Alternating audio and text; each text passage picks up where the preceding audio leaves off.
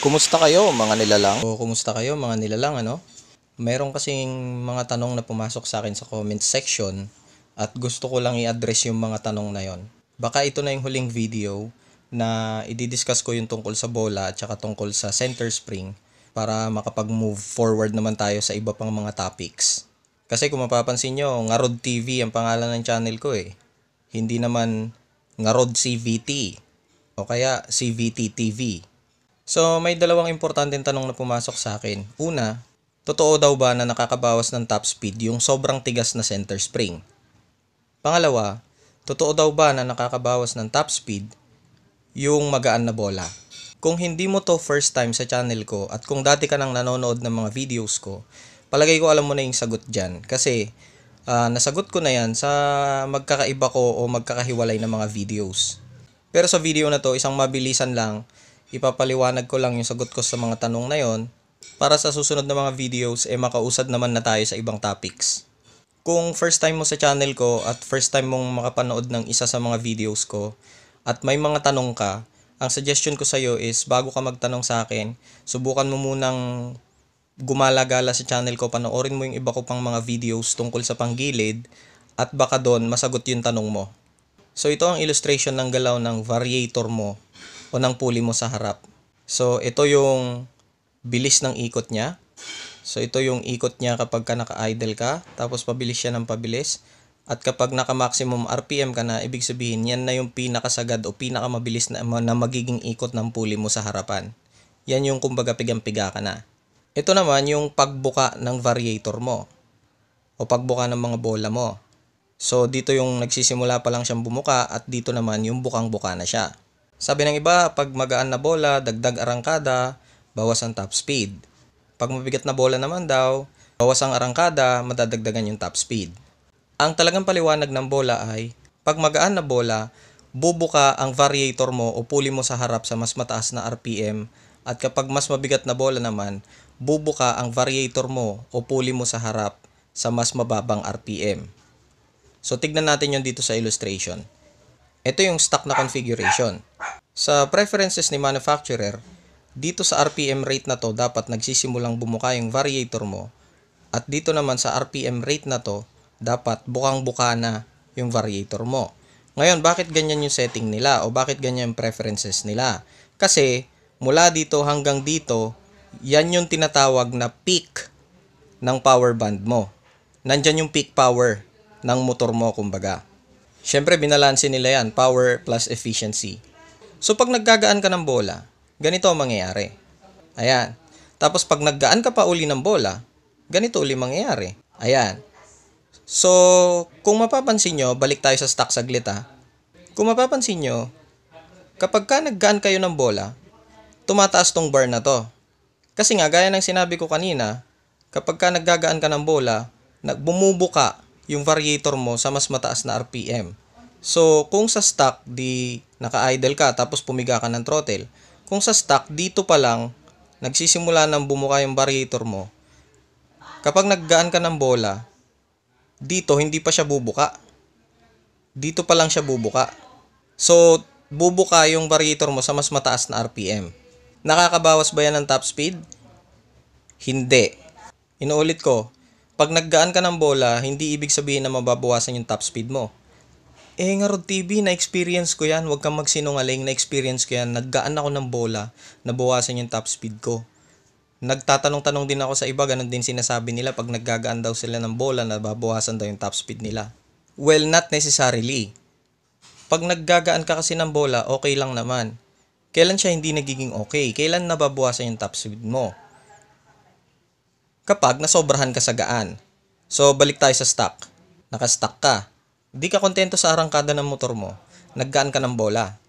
Tapos, hindi ka pa rin nakontento, naggaan ka pa uli ng bola. Dito mataas lalo yung RPM rate requirement niya bago bumuka yung variator mo.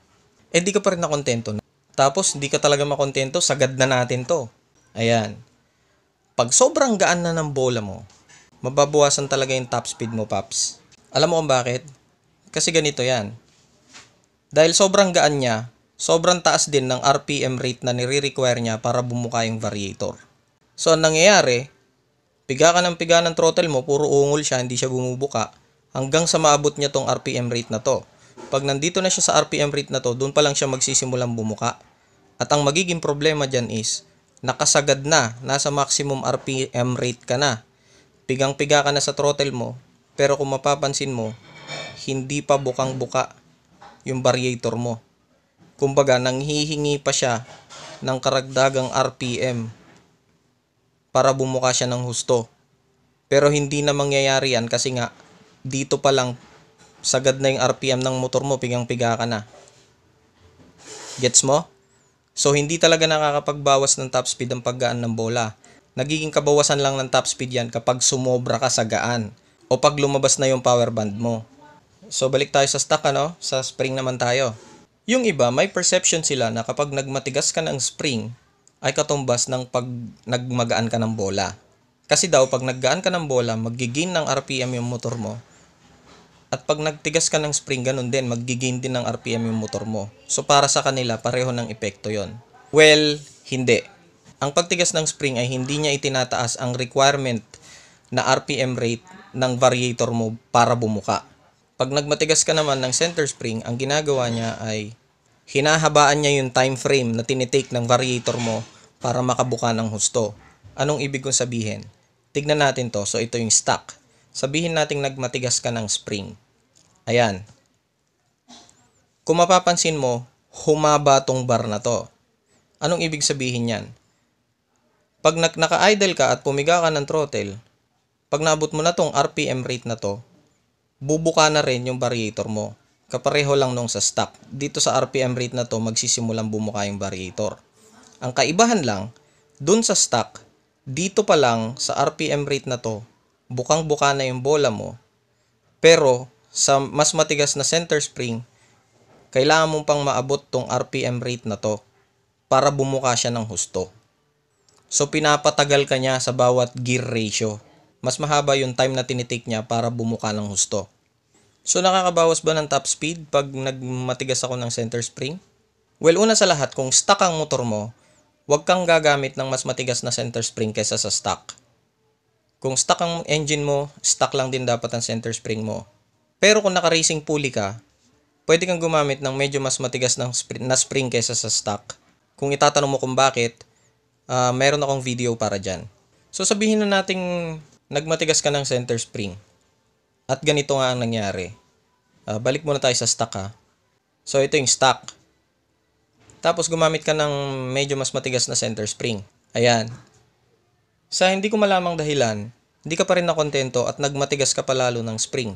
Ayan. Tapos di ka talaga nakontento, tinigasan mo palalo yung center spring mo. Ayan. So kapag ganyang senaryo, pag sobrang tigas na ng center spring mo, talagang tatanggalin niya na yung top speed mo. Alam mo kung bakit? Kasi, pinahaba niya na masyado yung time na tinitake ng variator mo para bumuka ng husto. So naka-idle ka. Pumiga ka ng throttle. Pagdating mo sa RPM rate na to, nagsisimula na siyang bumuka. Pero kung mapapansin mo, pigang-piga ka na. Nasa maximum RPM na yung motor mo. Hindi pa siya bukang-buka ng husto. At nagre-require pa siya ng mas mataas na RPM para bumuka. Pero again, hindi na mangyayari yon dahil pigang-piga ka na dito pa lang eh. So, hindi pa bukang-buka yung variator mo pero sagad na yung RPM ng motor mo. Kapag ganyan ang senaryo, talagang mababawasan yung top speed mo. Kasi syempre, simple lang yan. Pag wala yung highest gear ratio mo, di wala rin yung top speed mo. So, balik muna tayo sa stock ha. Ngorod TV, paano to? Hindi naman sobrang tigas nung spring ko, konting tigas lang naman. Pero nabawasan yung top speed ko. Well, tatanungin ko sa'yo, ano pa ba yung ibang ginawa mo? Ngorod TV, nung nagmatigas kasi ako ng spring, bumagal yung arangkada ng motor ko eh. So, ang ginawa ko, hinabol ko yung arangkada niya sa pamamagitan ng paggagaan ko ng bola. Nung naggaan ako, hindi ko pa rin makuha yung arangkadang gusto ko, ginaanan ko palalo. So, ganito yan. So, nakastock ka. Sabi mo, medyo nagmatigas ka lang ng center spring. Di ayan, medyo nagmatigas ka ng center spring. Sabi mo, nung medyo tinigasan mo yung center spring mo, medyo humina yung arangkada ng motor mo. Ang ginawa mo, hinabol mo yung arangkada sa pamamagitan ng paggagaan ng bola. Di yan na, medyo ginaanan mo na yung bola mo. Tapos hindi ka pa rin nakontento, binawasan mo palalo yung timbang ng bola mo. Ayan. So, dahil sa matigas na spring, pinahaba niya yung time na tinitake ng variator mo para bumuka. At dahil naman sa mas magaan na bola, tumaas yung RPM rate requirement niya para bumuka yung variator. So alam mo na nangyari dyan. Gaya rin kanina, lumagpas ka na. Nasa sagad na RPM na yung motor mo pero hindi pa bukang-buka yung variator mo. Again, pag hindi niya naabot yung pinakabukang-buka niya, expect mo na rin na hindi mo maaabot yung top speed mo. So yun lang mga nilalang ano. Actually, itong video na to parang summarization lang ng mga bagay na naipaliwanag ko na dun sa mga previous videos ko. Pero kung gusto niyo talagang malaman kung paano niyo matutuno ng maayos yung mga motor nyo, gumala-gala lang kayo kasi sa totoo lang, maraming tanong na lumalabas kapag nagpapaliwanag ako sa isang video. At kung gagala-gala lang kayo sa mga videos ko sa channel na to, yung mga tanong nyo na nasa isip nyo, unti-unting masasagot yan. Kita-kita tayo sa mga susunod na videos mga paps. Dahan-dahan lang sa pagmamaneho.